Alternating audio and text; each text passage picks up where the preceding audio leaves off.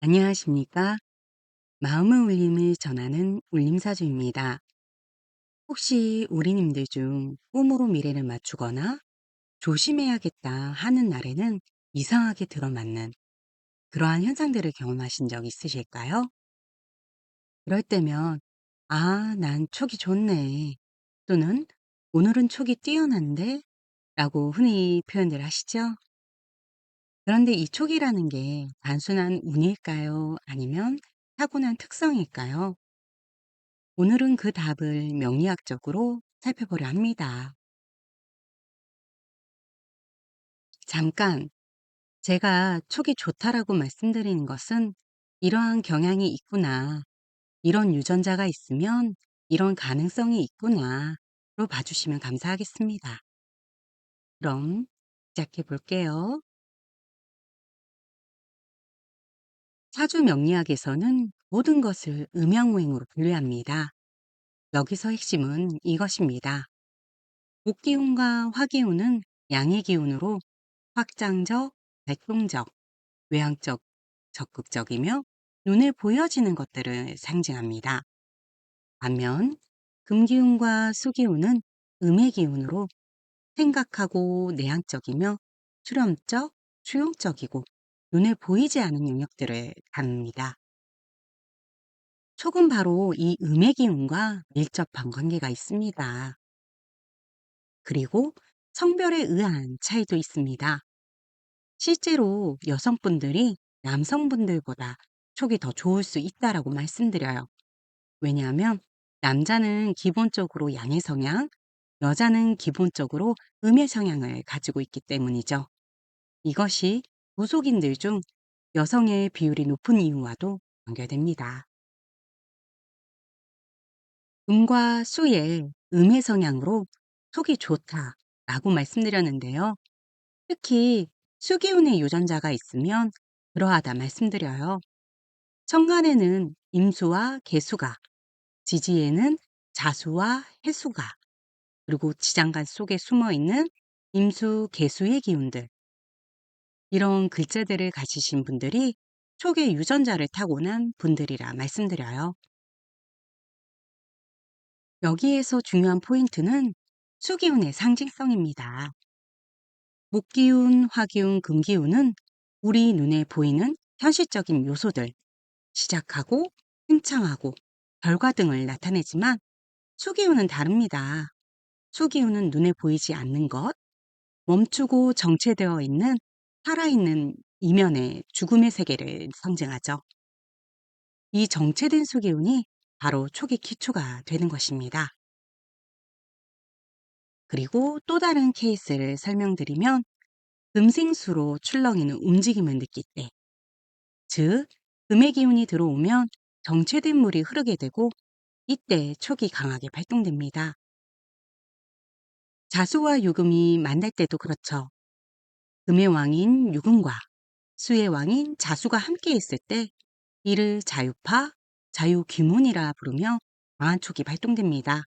이 경우 예지몽, 이상한 현상 체험이 빈번해지죠. 또한 수가 없어서 수를 갈망할 때 원국에 뜨거운 기운이 있는 글자로 구성되어 수를 원할 때입니다. 수가 없거나 약해도 수기운을 간절히 원하도록 설정되어 있는 것이죠. 그 글자는 미토. 미토가 많거나 묘월생이신 분들은 워낙 이 글자들이 뜨겁기에 수를 원하고 갈망합니다. 작게는 쉬운 이론, 크게는 멀은 대운과 같이 운에서 이런 수기가 들어오게 되면 촉이 발동된다 말씀드려요. 그래서 인목과 미토, 인미기문이라 하지만 실상은 갑자기 치고 들어오는 인목의 양기와 대단히 뜨거운 미토가 만나면 수를 자연스럽게 만나고 싶게 되니 촉이 발현된다 말씀드려요. 참고로 원국 내 이미 인목과 미토가 만나고 있거나 두 글자 중 하나가 있는데 운에서 나머지 글자가 오게 되면 촉이 발현된다 말씀드려요. 이렇게 발현되는 기타 글자, 뜨거운 글자로 지지 미토와 함께 천간 무토도 너무 뜨겁기에 초기운을 불러오게 되니 촉이 발동된다 라고 말씀드리며, 그리고 병화와 임수가 지나치게 충돌하는 경우에도 자꾸 임수를 보다 보니 발현된다 덧붙여 말씀드려 보아요. 그리고 귀문간서. 말 그대로 귀신이 드나드는 문이란 뜻을 갖고 있는데요. 신기하고 신비한 기운과 연결된 의미라고 말씀드려요. 귀문이라 말하는 이 글자들은 제가 생각해 보건대 지장간을 살펴보면 그 답이 있는 것 같아요.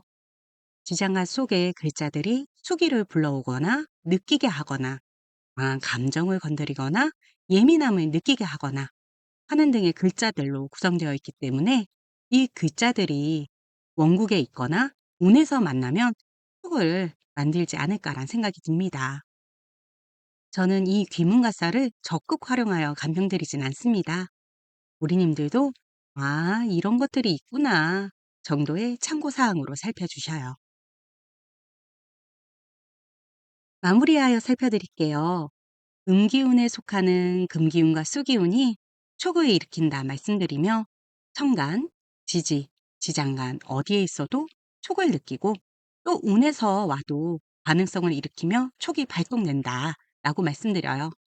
뜨거운 기운이 수기운을 불러오기에 병화, 모토, 미토와 같은 글자들이 원국에 있거나 운에서 온다면 촉이 발현된다, 한 번 더 말씀드려 봅니다. 그렇다면 촉이 발동되면 어떤 현상이 일어날까요? 이상하고 신비한 꿈들, 예지몽이라 하는 그 꿈들이 현실에서 적중하는 경험이 있으실 거고요. 이해할 수 없었던 현상을 직감으로 아는 것, 찜찜한 기분이 들었는데 그게 맞아떨어진 경험들을 하는 것입니다. 결국 이 모든 현상은 수에 대한 일종의 화학 반응이고, 이 반응이 일어날 때 우리는 촉이 좋다라고 표현하는 것이죠. 여기서 중요한 게 있습니다. 과거에는 이 글자들을 가진 사람들에게 무속인 팔자네요, 또는 신내림을 받아야 합니다 라는 얘기를 많이 했습니다. 하지만 시대가 달라졌죠. 현대에는 선택의 폭이 무한하고 직업의 세계도 크고 넓잖아요. 초기 유전자를 가진 여러분들은 깊이 있는 학문이나 통찰력이 필요한 분야에 최적화되어 있습니다. 그래서 철학가, 심리상담사, 작가, 연구가, 예술가 등, 즉 사람의 내면과 본질을 들여다보고 표현하는 직업들 말이에요. 우리님들이 가진 이 깊이 있는 재능을 인지하고 활용하는 것, 그게 현대를 살아가는 속 좋은 사람들의 바람직한 길이라고 말씀드려 봅니다. 결국 촉이라는 건 타고난 재능입니다. 좋을 때도 힘들게 할 때도 있겠지만 이것을 어떻게 사용하는가는 우리님들의 선택과 지혜가 필요하다 말씀드려요. 이상 촉이 뛰어난 사주에 대해 살펴보았습니다. 다음 시간엔 더 시일한 내용으로 찾아뵙겠습니다. 살펴주심에 감사드려요. 울림사주였습니다.